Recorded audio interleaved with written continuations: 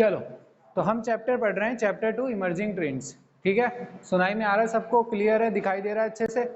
फटाफट बोल दो यस। चलो, तो हमारा जो चैप्टर है वो है चैप्टर इमर्जिंग ट्रेंड्स। ठीक है, इमर्जिंग ट्रेंड्स के बारे में हमने बात करी। इमर्जिंग ट्रेंड्स क्या होते हैं? लेटेस्ट टेक्नोलॉजीज जो कि काफ़ी पॉपुलर हो रही है। Very good, thank you. ठीक है, लेटेस्ट टेक्नोलॉजी जो कि काफ़ी पॉपुलर है ना, जिसका जो फ्यूचर में इम्पैक्ट देखने को मिलेगा वो काफ़ी बड़ा इम्पैक्ट देखने को मिलेगा। इवन आज भी हम उसका काफ़ी अच्छा इम्पैक्ट देख सकते हैं। तो ये सब जो है हमारे इमर्जिंग ट्रेंड्स में आते हैं। तो हमने इमर्जिंग ट्रेंड्स में देखा कि जो हमारी जो पहली इमर्जिंग ट्रेंड है उसमें कई सारे इमर्जिंग ट्रेंड्स हो सकते हैं। तो पहला जो हमारा इमर्जिंग ट्रेंड्स था वो था एआई, आर्टिफिशियल इंटेलिजेंस। ठीक है, शॉर्ट फॉर्म एआई नाम से काफ़ी पॉपुलर है। ऐसा नहीं है कि हमने अपने से लिख दिया एआई। ठीक है, काफ़ी पॉपुलर है एआई। आर्टिफिशियल इंटेलिजेंस हमने देखी है। तो आर्टिफिशियल इंटेलिजेंस इन जनरल क्या होती है? ठीक है, आर्टिफिशियल इंटेलिजेंस क्या होता है कि अगर कोई भी मशीन इस तरह से बिहेव करने लगे कि वो लगने लगे कि एक ह्यूमन की तरह बिहेव कर रही है ना, जिस तरह से ह्यूमन में इंटेलिजेंस होती है कि वो लर्न कर सकता है प्रीवियस चीज़ों से और सोच समझ के डिसीजन ले सकता है। ठीक है, ह्यूमन में इंटेलिजेंस क्या क्या हो सकती है देखो। तो हम ह्यूमन इंटेलिजेंस की बात करते हैं ना। देखो, एक और मेरे चीज़ दिमाग में आई है आपसे डिस्कस करने को, ह्यूमन इंटेलिजेंस। तो यहाँ पर हम पहले देखते हैं। देखो, ह्यूमन इंटेलिजेंस,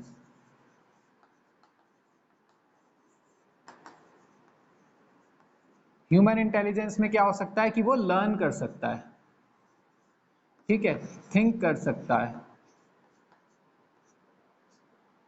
और क्या हो सकता है? Decision making.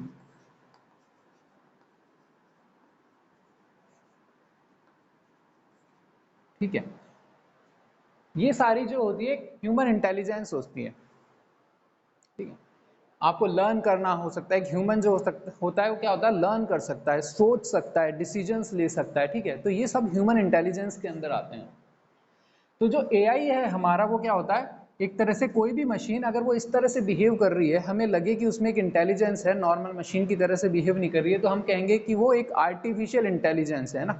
Sir video is not clear. Video तो बेटा क्लियर होना चाहिए। किसी और का भी वीडियो क्लियर नहीं है? वीडियो क्लियर होना चाहिए। किसी और का भी वीडियो क्लियर नहीं है? क्लियर है? ठीक है, चलो क्लियर है। काफी लोगों से आगे बेटा वही है। अगर आपका वीडियो क्लियर नहीं है, मैं कई बार बता चुका हूँ, एक ऑप्शन आप ये ट्राई कर सकते हो कि अपना जो ऑडियो है और वीडियो है दोनों ऑफ कर सकते हो ना। उस केस में जो है बैंडविड्थ कम लगेगी। और तो बाकी फिर आपको नेट देखना पड़ेगा कि नेट कहाँ सही आ रहा है। तो ऐसी कोई सी भी मशीन जिसमें इंटेलिजेंस दिखाई दे हम कहते हैं आर्टिफिशियल इंटेलिजेंस। ठीक है, अब आर्टिफिशियल इंटेलिजेंस में कुछ पॉइंट्स दे रखे हैं। तो पहला पॉइंट तो दे रखा है मशीन लर्निंग। ठीक है, मशीन लर्निंग दे रखा है। बताओ सेकंड थर्ड फोर्थ पॉइंट कौन सा है? दूसरा फिर लिख लो, चलो एनएलपी। ठीक है, फिर आपके इमर्सिव एक्सपीरियंसेस आ जाते हैं और फिर हमारा आता है रोबोटिक्स।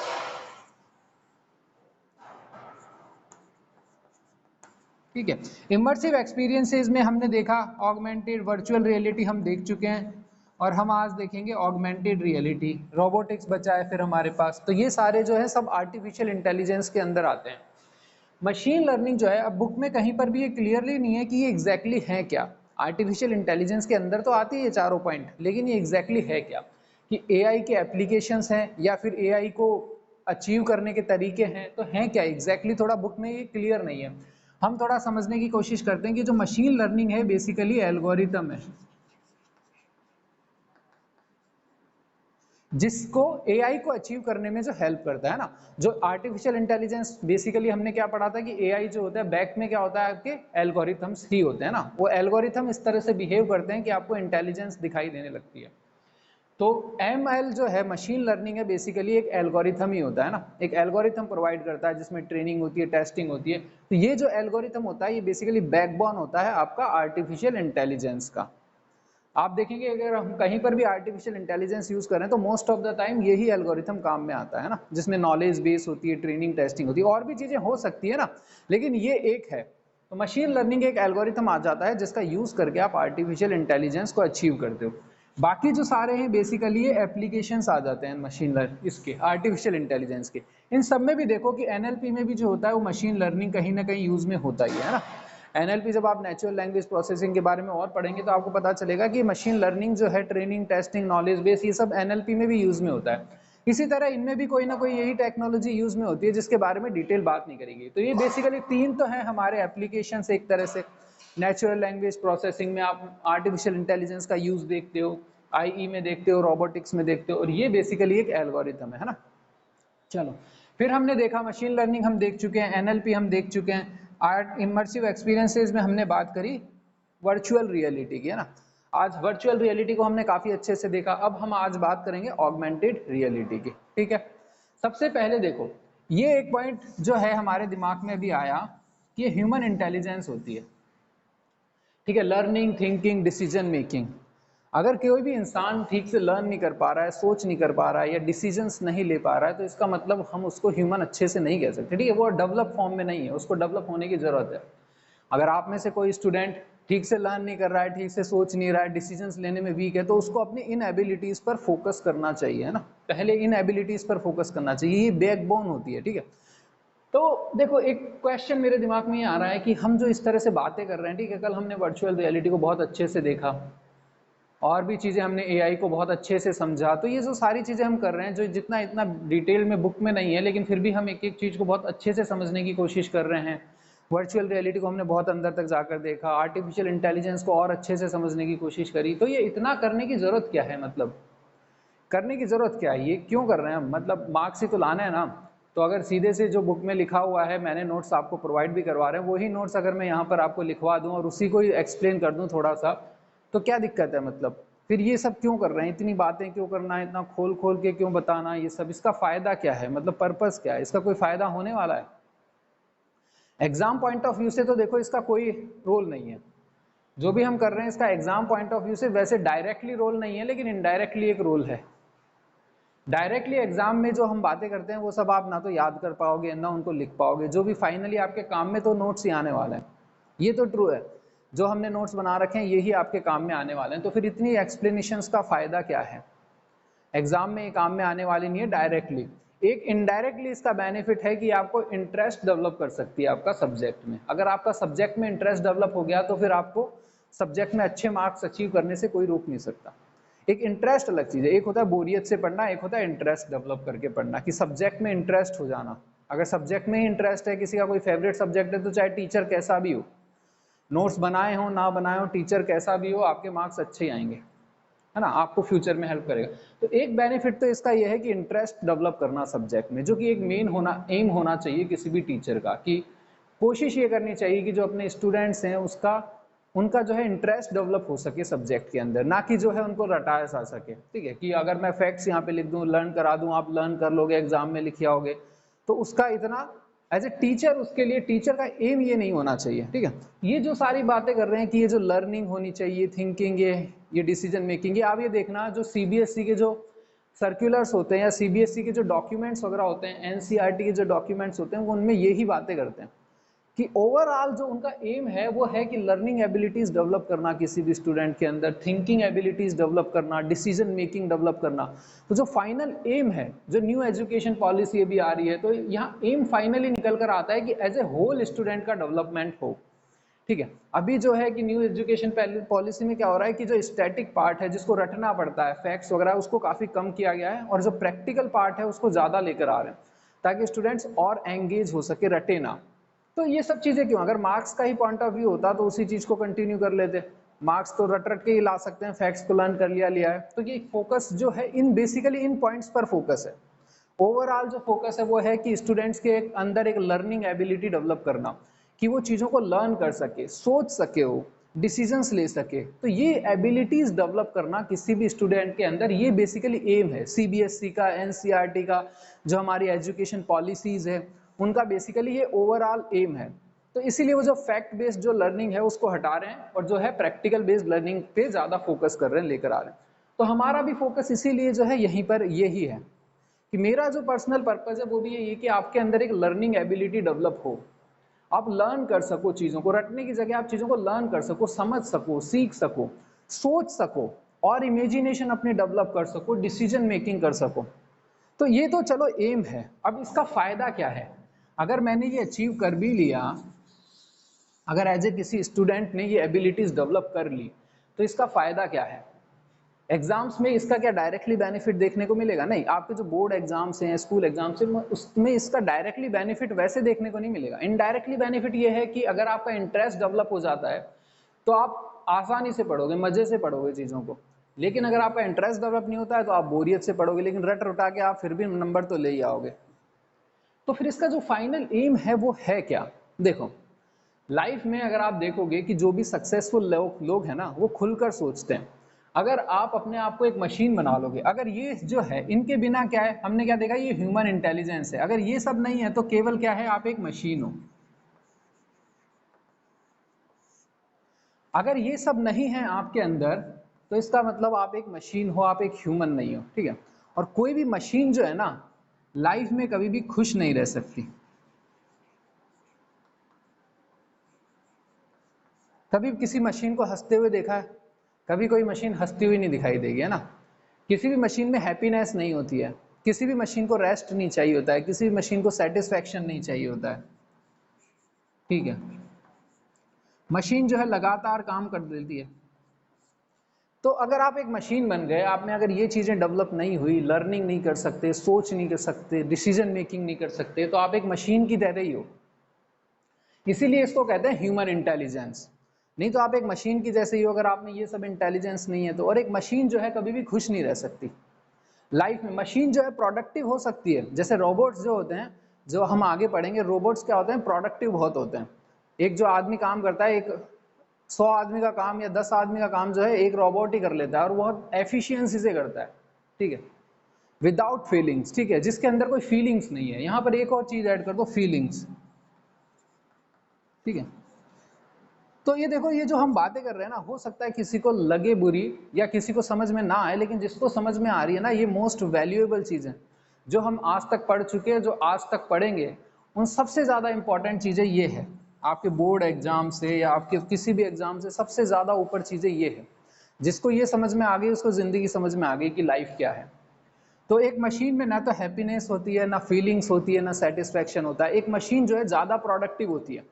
10-10 वर्कर्स, 100-100 वर्कर्स का काम केवल एक मशीन कर देती है, एक रोबोट कर देती है। ये आप पे डिपेंड करता है कि क्या आप एक मशीन बनना चाहते हो या आपको ये सब इंटेलिजेंस चाहिए, ठीक है। तो अगर आपके अंदर ये इंटेलिजेंस नहीं है, आप एक मशीन बन जाओगे, आप सक्सेसफुल हो जाओगे, प्रोडक्टिव हो जाओगे, ठीक है, लेकिन कभी भी आप खुश नहीं रह पाओगे। हैप्पीनेस कभी भी नहीं आएगी, सेटिस्फैक्शन कभी भी नहीं आएगा। अगर आपको हैप्पीनेस, हाँ, इंटेलिजेंस, ठीक है, अगर आपको हैप्पीनेस चाहिए लाइफ में, अगर आपको सेटिस्फैक्शन चाहिए लाइफ में, तो आपको ये सब इंटेलिजेंस चाहिए ही चाहिए। अगर आप एक मशीन बनोगे तो न तो आप कभी खुश रह पाओगे, ना कभी सेटिस्फैक्शन हो पाएगा, ठीक है। बहुत सारे लोग होते हैं, बहुत सारी सक्सेस हासिल कर लेते हैं लाइफ में, लेकिन एक मशीन की तरह बनकर, जो मशीन की तरह बनकर सक्सेस हासिल कर लेते हैं, ना तो कभी खुश रहते हैं, ना कभी वो सेटिस्फाइड रहते हैं। लेकिन अगर एक इंसान की तरह जियोगे, लर्न करोगे, सोचोगे, डिसीजन मेकिंग होगी, जियोगे, फीलिंग्स होगी, तो हमेशा खुश भी रह पाओगे। हाँ, इन एबिलिटीज को खुश कैसे, मतलब कैसे करें, ठीक है। अब जब आपको ये पता ही चल गया कि ये एबिलिटीज होती है, तो देखो अपने आप को, क्या आपके अंदर क्या कमी है, क्या आप चीज़ों को लर्न कर रहे हो, क्या आपका पॉइंट अलग है, कहीं आप एक मशीन तो नहीं बन रहे, कहीं आपका केवल एम ये तो नहीं है कि मेरे को बस मार्क्स लाना है, रटना है, कहीं आप खुलकर सोच तो नहीं पा रहे ना।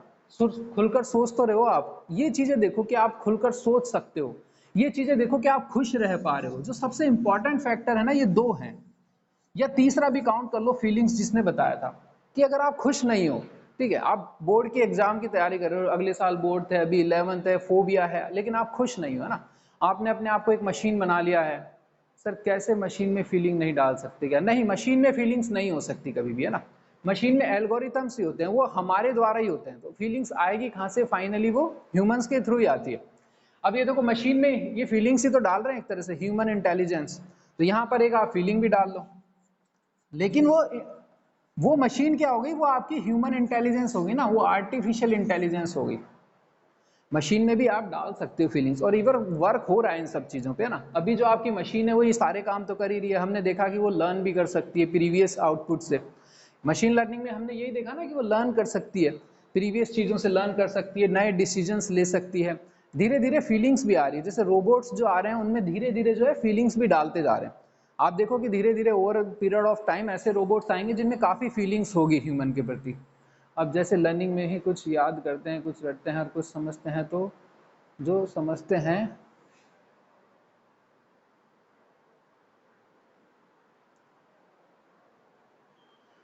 उनकी इंटेलिजेंस है।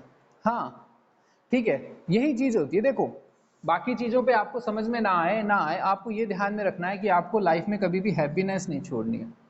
अगर आप बोर्ड की तैयारी कर रहे हो 12th में और साल भर आप कभी हंसे ही नहीं है, ठीक है, हंसकर कभी बोले ही नहीं हो किसी से, आपकी हंसी गायब हो गई है, तो फिर आप एक गलत ट्रैक पर हो, आप एक मशीन बनते चले जा रहे हो। Over the period of time होगा कि आपको सक्सेस मिल जाएगी, बोर्ड्स में मार्क्स अच्छे आ जाएंगे, लेकिन आप लाइफ में कभी भी उस हैप्पीनेस को जो आज खो चुके हो ना, उसको वापस कभी नहीं पा सकते। ठीक है, उसी तरह से जो सेटिस्फैक्शन है, देखो बच्चों में क्या होता है, एक सेटिस्फैक्शन होता है। आप में से बहुत से लोग होंगे जो सेटिस्फाइड होंगे, और आज नहीं है तो 2-3 साल पहले जब आप 6th 7th 8th में होंगे तो आप बहुत सेटिस्फाइड हुआ करते थे ना। आपको कोई टेंशन नहीं होती थी लाइफ की, कुछ भी लाइफ में टेंशन नहीं है, चल रही है जिंदगी आराम से। तो वो जो सेटिस्फैक्शन है वो अब आप धीरे धीरे खोते चले जा रहे हो, और वो जो हैप्पीनेस है धीरे धीरे खोते चले जा रहे हो। तो लाइफ में ये दो चीजें जो है हमेशा साथ लेकर चलना, चाहे आप कितना ही आगे चले जाओ। अगर आप लाइफ में इन दो चीजों को खोते चले जा रहे हो तो आप गलत ट्रैक पर जा रहे हो, ये चीज ध्यान में रखना। ठीक है, देखो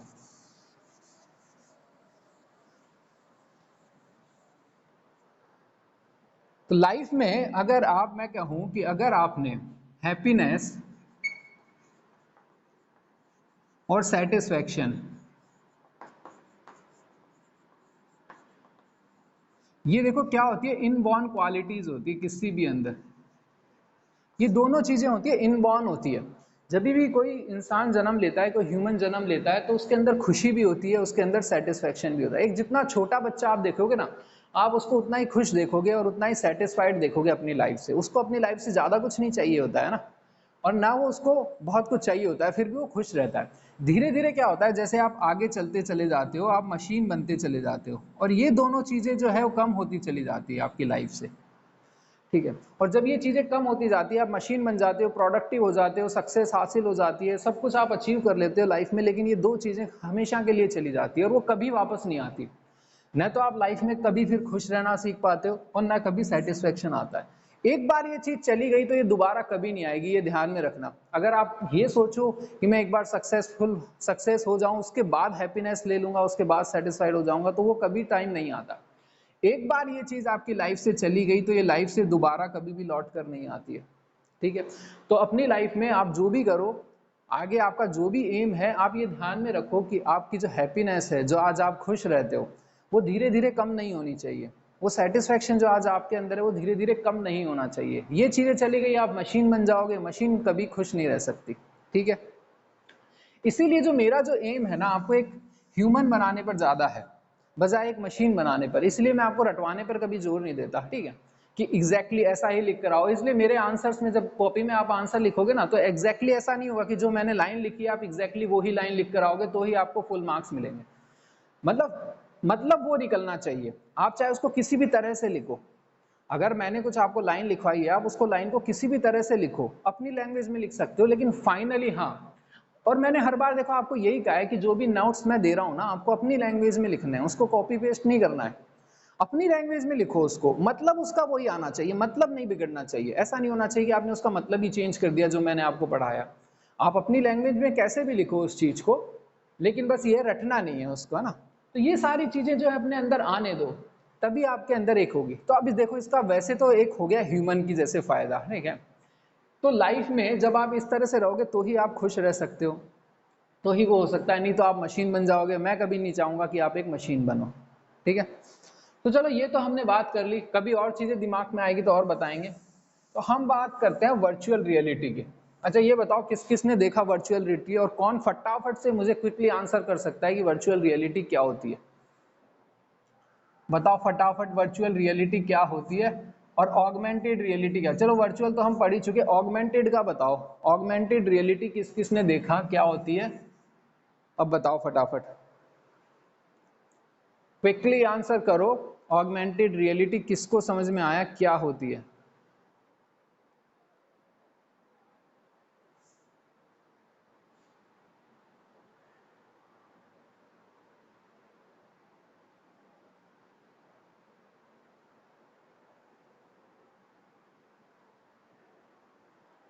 अभी समझ नहीं आया, कोई बात नहीं बेटा, अभी समझाते हैं अपन। समझ में किसको आया मुझे ये बताओ, ऑगमेंटेड रियलिटी समझ में किसको आई? इतने स्टूडेंट हैं यहाँ पर।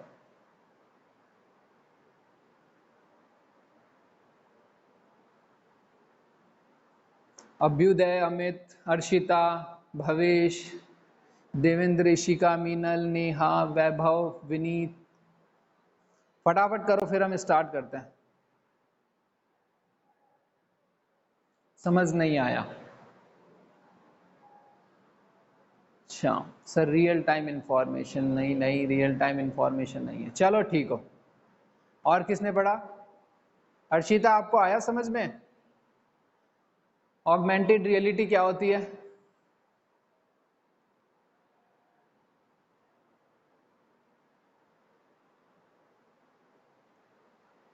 सर समझ नहीं आया। कोई बात नहीं बेटा, समझते हैं अभी यहाँ पर। सुन तो रहे हो ना सब? आवाज तो चलो आ ही रही है सबको।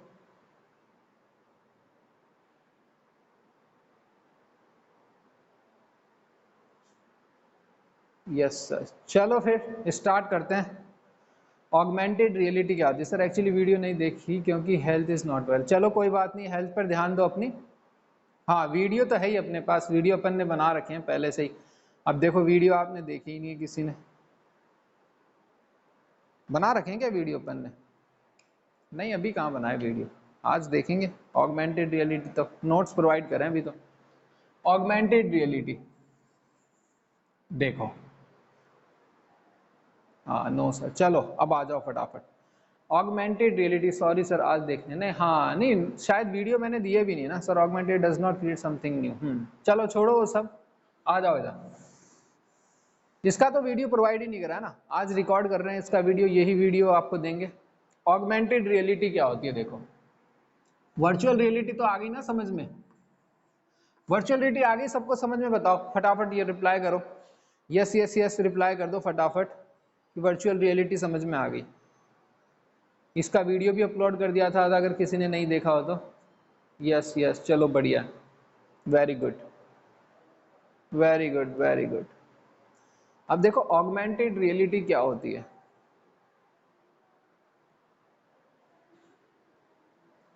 और एक और चीज बता दूं, चलो वो टॉपिक चला था आपका, अभी हमने ह्यूमन इंटेलिजेंस की बात करी थी, सेटिस्फैक्शन और हैप्पीनेस की बात करी थी, है ना? इसमें एक और चीज बता देता हूं आपको कि लाइफ में आज जो सबसे ज्यादा जरूरत पता है किस चीज की है? सबसे ज्यादा जरूरत है आज इनोवेशन की।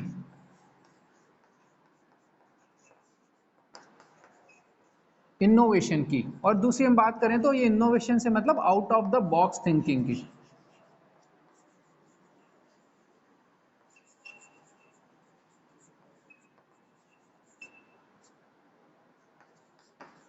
ठीक है, जो आज की लाइफ में जो सबसे ज्यादा जरूरत है ना, अगर आप कोई जॉब करो, हाँ यूनिक थिंकिंग की, ठीक है, out of the box thinking की, एक इनोवेशन की। आप ये देखो कि बहुत सारे बिजनेस डेवलप हो रहे हैं आजकल, लेकिन देखो इतने सारे पढ़े लिखे लोग हैं ना, आईआईटी से टॉप कर लिया, एमबीए में टॉप कर लिया, सब जगह टॉप कर लिया, लेकिन फाइनली कर नौकरी ही रहे, है ना? और जो ऐसे लोग जो कुछ भी पढ़ाई नहीं कर रहे लेकिन उनकी सोच अलग है, वो बड़े बड़े बिजनेस खड़ा कर देते हैं, है ना? तो ये देखो क्यों, क्योंकि वो क्या है, वो उसने अपने आप को एक मशीन के रूप में ढाल लिया है, अब उसकी जो out of the box thinking नहीं है। और जो दूसरा इंसान है उसने क्या करा है कि उसने अपनी थिंकिंग को डेवलप किया, उसने देखा कि वो अलग क्या कर सकता है लाइफ में, है ना? तो आप कुछ भी करो, मेरा कोई पर्पस ये नहीं है, मेरे को पता है कि आप में से बहुत सारे स्टूडेंट्स या बहुत ही शायद ही कोई होगा जो कंप्यूटर से ग्रेजुएशन करेगा। तो इतनी जो डिटेल में हम बात करते हैं, virtual reality, augmented reality, artificial intelligence, वो सब वैसे आपके डायरेक्टली काम के नहीं है, लेकिन वो आपको क्या दे रहे हैं? वेपन्स दे रहे हैं। कौन से weapons? Thinking, decision making, thinking, learning, आपकी जो है डेवलप कर रहे हैं, आपको मेंटल डेवलपमेंट कर रहे हैं वो बेसिकली आपके ना। तो ये वेपन्स है आपके। तो ये जो स्किल्स है, लर्निंग स्किल्स हो गई, डिसीजन मेकिंग स्किल्स हो गई, ये थिंकिंग स्किल्स है, ये स्किल्स आपको लर्न करनी है यहाँ पर, चाहे तरीका कुछ भी हो, है ना? तो दोबारा से अगर मैं इस चीज को क्लियर करूं, जो आपकी जो स्किल्स है ना, ये स्किल्स है हमारा पर्पस बेसिकली। सीबीएसई भी यही चीज कह रही है, एनसीईआरटी भी कह रही है, न्यू एजुकेशन पॉलिसी में भी यही है। स्किल्स क्या है? लर्निंग स्किल होनी चाहिए आपके अंदर। लर्न, थिंक, डिसीजन मेकिंग, ठीक है, डिसीजन मेकिंग हो गया, out of the box thinking, ये सारी चीजें ये स्किल्स है। अब तरीका कुछ भी हो सकता है, ठीक है, मैं पढ़ा रहा हूँ कंप्यूटर, इस तरीके से आप सीख सकते हो, मैथ्स पढ़ रहे हो मैथ्स के तरीके से सीख सकते हो, फिजिक्स के तरीके से सीख सकते हो। डायरेक्टली आपका बेनिफिट नहीं होगा, हो सकता है मैथ्स में ग्रेजुएशन ना करो, मैथ्स आपके आगे काम ना आए, कंप्यूटर में आप ग्रेजुएशन ना करो, कंप्यूटर आगे आपके काम में ना आए, लेकिन जो आउटपुट है आप लेकर क्या जा रहे हो यहाँ से, ये चीज लेकर जा रहे हो। अगर आपने ये भी ना ली तो फिर वेस्ट है सारा का सारा। अगर आप केवल मशीन बन गए, आपने केवल फैक्ट्स लर्न करे, एग्जाम में लिख कर आ गए, आपने वहीं फिनिश कर दिया सब कुछ, और ये एबिलिटीज आपने डेवलप नहीं करी, तो सब कुछ वेस्ट है ना, तो सब कुछ वेस्ट है अगर ये सब एबिलिटीज डेवलप नहीं हुई तो। लेकिन अगर आपने ये डेवलप कर ली, तरीका कुछ भी हो सकता है, चाहे मैथ्स पढ़ो, बायोलॉजी पढ़ो, आर्ट्स पढ़ो, कॉमर्स पढ़ो, कंप्यूटर पढ़ो, लेकिन अगर ये चीजें डेवलप कर लिया आपने सब्जेक्ट के थ्रू, तो काम की है। ये स्किल्स आप डेवलप कर चुके हो, अब ये स्किल्स आप लाइफ में कहीं पर भी यूज में ले सकते हो। आप हो सकता है फर्दर स्टडीज करो, ठीक है, हो सकता है फर्दर स्टडीज के लिए जाओ, आगे पढ़ना चाहते हो, कुछ अपना करना चाहते हो, कंपटीशन एग्जाम की तैयारी करना चाहते हो, ये स्किल्स है। अगर ये स्किल सेट आपने कर लिया तो आप कुछ भी कर सकते हो, कुछ भी अचीव कर सकते हो। जो भी पाथ आप चूज करोगे आप उसमें आराम से सक्सेस हासिल कर सकते हो। लेकिन अगर आप केवल मशीन बन के रह गए, ये चीजें नहीं डेवलप करी, तो फिर मशीन ही बन के रह जाओगे, है ना। तो एम ये है आपका। तो आज जो सबसे ज्यादा रिक्वायरमेंट है वो किसकी, पढ़े लिखे की जरूरत नहीं है। आज इवन जो है, आपको ये पता नहीं होगा शायद, या फिर पता होगा किसी को, कि क्या नाम है उसका, एलन मस्क, किसी ने नाम सुना है इलॉन मस्क? इलॉन मस्क है, या फिर जो एप्पल का भी नाम सुना होगा ना, इलॉन मस्क वगैरह है, ठीक है, जो टेस्ला, बेसिकली इसको जो है बहुत ही रिगार्ड किया जाता है ना। एलन मस्क को आज की सदी का एक कहा जाता है कि सदी का महामानव है, मतलब इसको बहुत ही ज्यादा रिगार्ड किया जाता है। क्यों? क्योंकि ये जो बंदा है ये बहुत अलग तरीके से सोचता है, इसने बहुत सारे बिजनेस करे हैं, जिसने अलग चीजें करी है, एक नई चीजें करी है। Top richest man in world and found, हाँ, one of the richest man है, ठीक है, टॉप नहीं है, टॉप में तो हमारा वो है जो अमेजोन का फाउंडर है, ठीक है, जेफ बेजोस है ना। तो ये जो है पर्सन, ये कुछ अलग सोचता है, इसकी थिंकिंग जो है अलग है इलॉन मस्क की। तो ये जो भी काम करता है ना वो अलग तरीके से करता है। जैसे अभी जो है वो इलेक्ट्रिकल कार्स पे आ रहा है, जो है इलेक्ट्रिक कार्स जो है सबसे ज्यादा जो है इसमें इन्वेस्ट जो है इलेक्ट्रिकल कार्स में है, और जो है सेल्फ ड्राइविंग कार्स में है। तो बहुत सारे ऐसे बिजनेस हैं इसके जो कि एक यूनिक थिंकिंग को शो करते हैं, इसीलिए इसको ज्यादा रिगार्ड मिलता है। तो इन्होंने क्या कहा है, ये जो एलन मस्क वगैरह हैं और ऐसी जो बड़ी बड़ी कंपनीज हैं, इनके जो फाउंडर्स हैं, वो फाइनली इस चीज पर एग्री करते हैं कि अगर उनको किसी को भी रिक्रूट करना है एज ए इंजीनियर भी, तो इंजीनियरिंग की डिग्री की जरूरत नहीं है उनको। अगर आप में टैलेंट है, आप आउट ऑफ द बॉक्स सोच सकते हो, तो दे विल रिक्रूट यू, ठीक है। आप बड़ी बड़ी कंपनियों में, चाहे गूगल हो या हो, अब उनका शिफ्ट जो है चेंज हो रहा है। पहले तो रेस्ट्रिक्टेड थे कि अगर आप इंजीनियरिंग की पोस्ट पे जा रहे हो तो आपको इंजीनियरिंग डिग्री होनी चाहिए, ठीक है। अभी इनका जो पॉइंट है, ये कह रहे हैं एलन मस्क वगैरह, कि एक इंसान में, एक रिक्रूटमेंट, एक एम्प्लॉय के अंदर उनको ये चीजें चाहिए, एक टैलेंट चाहिए उनको, एक इनोवेशन चाहिए, एक out of the box thinking चाहिए, चाहे आपके पास डिग्री हो चाहे ना हो। तो ये जो है, ये धीरे धीरे जो चीज है ये इंपॉर्टेंट होती चली जा रही है आपकी लाइफ में अब। तो रोल इसका है, मशीन का रोल नहीं है। अगर आप अपने आप को मशीन बना के इनके पास चले जाओगे तो आप मशीन की जैसी पूरी जिंदगी काम करते रहोगे। लेकिन अगर आपने ये एबिलिटीज डेवलप कर रखी है तो आपकी वैल्यू अलग होगी, एक हैप्पीनेस होगी, एक सेल्फ सेटिस्फैक्शन होगा, ठीक है, लाइफ में। चलो ये बातें कर ली, अब हम बात करते हैं ऑगमेंटेड रियलिटी की। हमारी ऑगमेंटेड रियलिटी क्या होती है?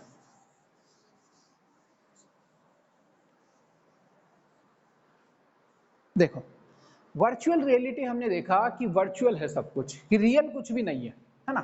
देखो, वर्चुअल रियलिटी क्या होता है कि रियल कुछ भी नहीं है, ठीक है। ऑगमेंटेड क्या होता है कि जो रियल है उसको थोड़ा और बढ़ा देना, ठीक है। वर्चुअल रियलिटी क्या होता है, कल हमने देखी वर्चुअल रियलिटी कि सब कुछ वर्चुअल है, सच कुछ भी नहीं है ना, ये हमने देखा। ऑगमेंटेड रियलिटी क्या होती है कि जो रियल है, वास्तव में जो रियलिटी है उसको और बढ़ा देना। ऑगमेंट का मतलब ही होता है कि बढ़ा देना किसी भी चीज को। ऑगमेंटेड रियलिटी, जो भी मुझे दुनिया दिखाई दे रही है उसको और बढ़ा चढ़ाकर मैं देखूं, है ना। देखो कैसे देखते हैं,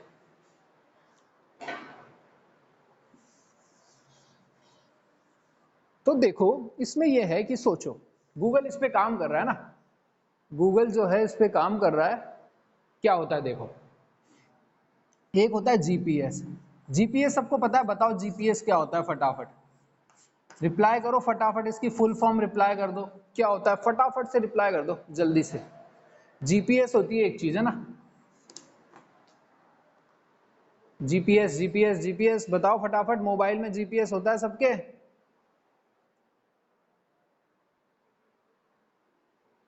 यस सर, टॉप रिचेस्ट में, ठीक है, he can see the GPS बताओ फटाफट।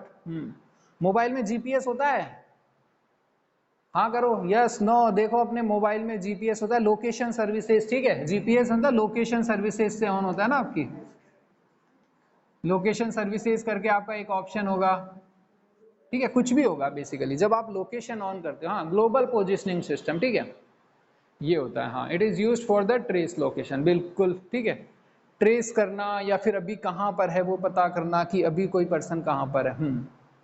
ग्लोबल पोजिशनिंग सिस्टम, ठीक है, अपने मोबाइल में देखना सब में जीपीएस होता है, जब आप मोबाइल परचेज करते हो तो उसके अंदर जीपीएस भी आता है। जीपीएस क्या होता है, ग्लोबल पोजिशनिंग सिस्टम, ठीक है, जीपीएस की फुल फॉर्म अभी बताइए किसी ने, ग्लोबल पोजिशनिंग सिस्टम।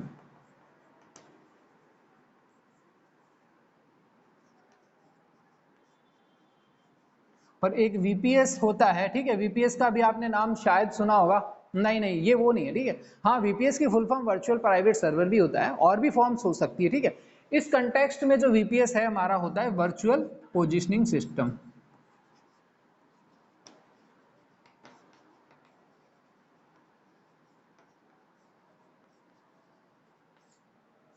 ठीक है, वीपीएस की वर्चुअल प्राइवेट सर्वर जो भी आप बता रहे हो, हाँ वो फॉर्म होती है, लेकिन इस कंटेक्स्ट में जो है इसमें हम बात कर रहे हैं तो यहाँ पर आएगा वर्चुअल पोजिशनिंग सिस्टम, ठीक है। जीपीएस तो आपने सुना होगा ना कि क्या होता है कि सैटेलाइट होता है, बेसिकली जीपीएस में क्या होता है, एक सैटेलाइट होता है, जैसे ये अर्थ है हमारा, ये सैटेलाइट है, इधर से इधर घूम रहे हैं, पता नहीं कैसे सैटेलाइट बना लो, ऐसे बना लो, ठीक है, तो ये सैटेलाइट घूमते रहते हैं, या कुछ स्टेबल्स भी होते हैं, कुछ घूमते हैं कुछ स्टेबल होते हैं, अलग अलग तरह के सैटेलाइट्स होते हैं। तो ये क्या करते हैं कि इसको पॉइंट को कवर करते हैं, इस एरिया को, ये सैटेलाइट क्या होगा, ये इस एरिया को कवर करेगा, ये सैटेलाइट इस एरिया को कवर करेगा, ऐसे। तो इस तरह से जो सैटेलाइट्स होते हैं पूरी अर्थ को कवर कर लेते हैं ना, मतलब इन सैटेलाइट पर जाकर आप पूरी अर्थ को देख सकते हो, इस सैटेलाइट पे चल गए तो इतना हिस्सा देख सकते हो, इस पे चले गए तो इतना हिस्सा, इस पे चले गए तो इतना हिस्सा।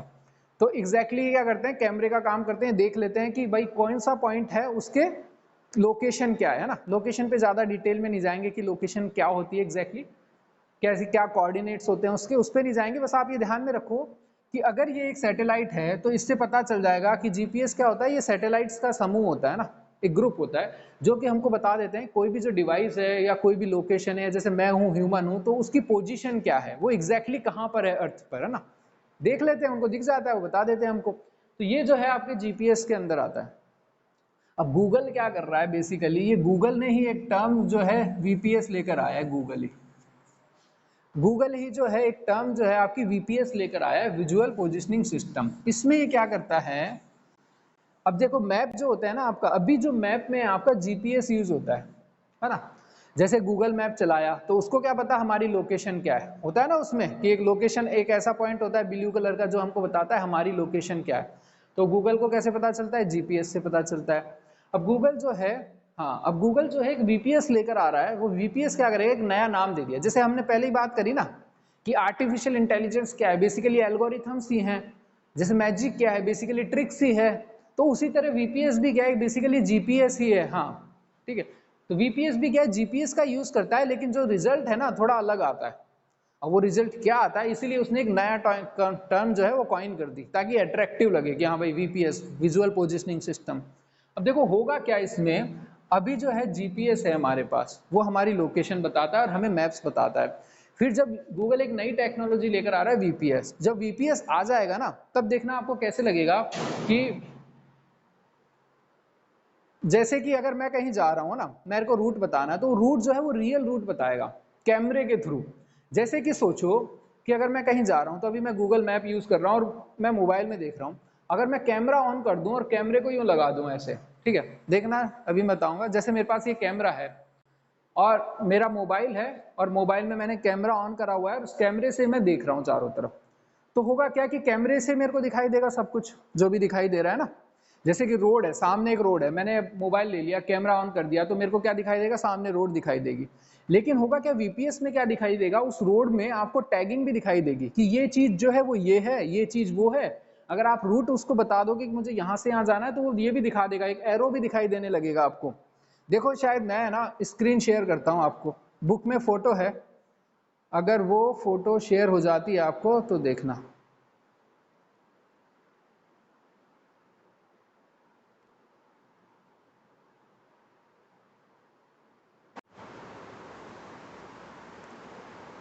मीटिंग ही ऑन हो गई।